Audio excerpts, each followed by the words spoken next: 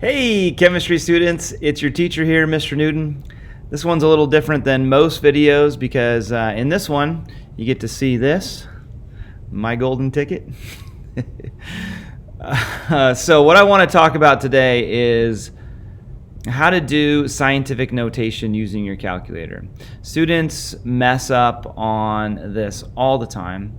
And what happens is they get things wrong that they shouldn't because they're not using the calculator correctly on how to do scientific notation. So this is a quick little scientific notation rundown. All right, let's say we have scientific notation 4.297 times 10 to the 11th.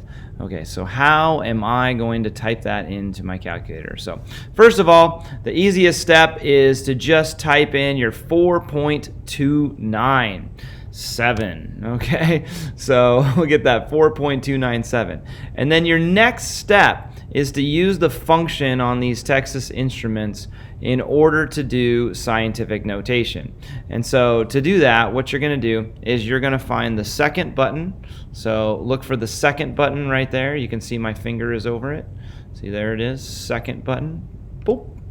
All right, so we're going to push that, and then we're going to find the button that says EE. Now, it might be in some different places on your calculator, but in this one right here, you can see it's right there where my index finger is. We're going to push that guy. Boom.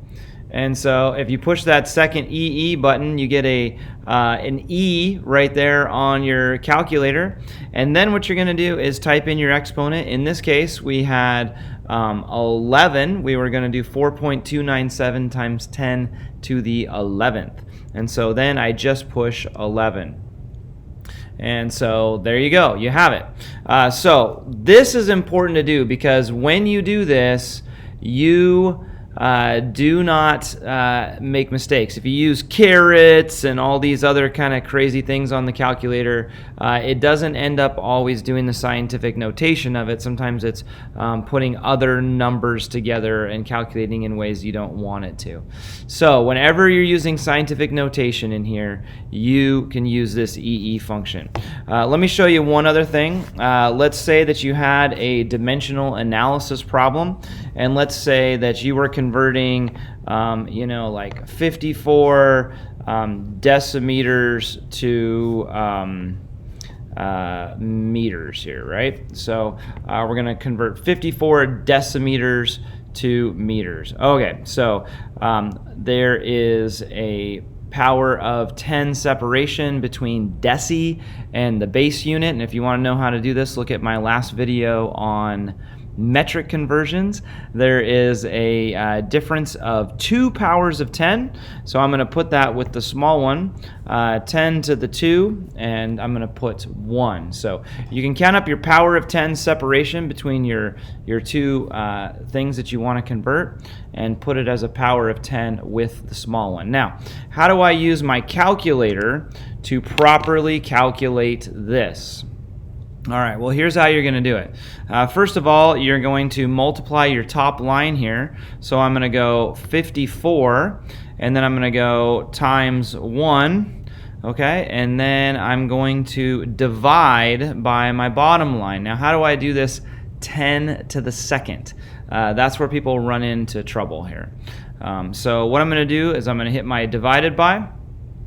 And then what I'm going to do is I'm going to go back up to the top and I'm going to hit my second, and then I'm going to hit my EE, and that, when I hit the second and EE, that's going to do the whole 10 to the power of. So this little E right here, that means the whole 10 to the power of. So now all I have to do is I have to I'm going to go ahead and I forgot the divided by. I'm going to just have to put 2. So this second EE2, that means 10 to the power of 2.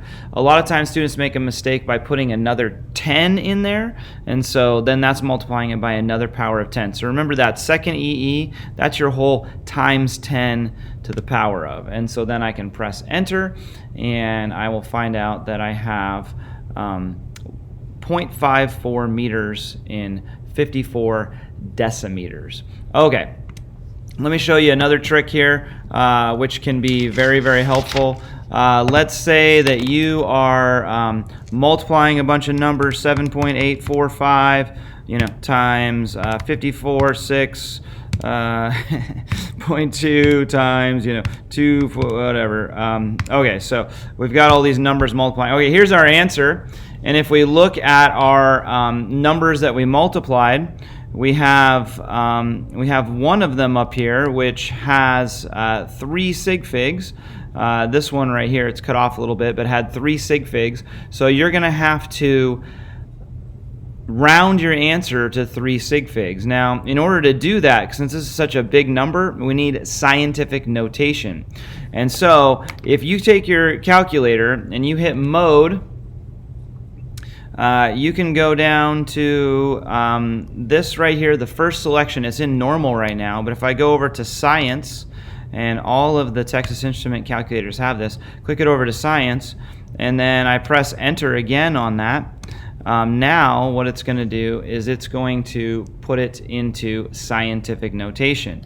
So you'll notice when your calculator does scientific notation, it has this E5, and so just like that second EE function, the E5 right there means times 10 to the. So if I was going to round this to be 3 sig figs, I would round the third sig fig, which is the 5, and I would drop all the rest, so I have times 10 to the 5th, and that's what the E to the 5th means right there.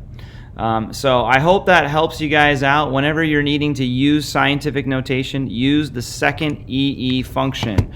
So once again, this is how it goes. Super easy. Let's say I wanted to type in, this number right here. I have 6.3 times 10 to the 25th. Let's go negative 25th, times 10 to the negative 25th, that number right there. Let's go ahead and do it. So I'm going to go ahead and the first thing I'm going to do is I'm just going to go ahead and type my 6.3 into my calculator, and then I'm going to do this process. To go for the times 10 to the, I'm going to hit my second, and then EE. Now, you might not have to hit second to get your EE, but on a Texas Instrument, it'll say EE for the scientific notation thing. All right, this is a big deal, and so we have a negative exponent right here. So what you're going to do is you're going to hit this button for your negative. Don't hit the subtraction button for negative, because that's not going to work. So negative is right here, and then 25. And now I can use that number in a calculation. I can use that number to divide, and it will keep it together, and it will divide it correctly. So that right there is 6.3 times 10 to the negative 25th. I hope this helps for you guys to type scientific notation in your calculator and use it correctly.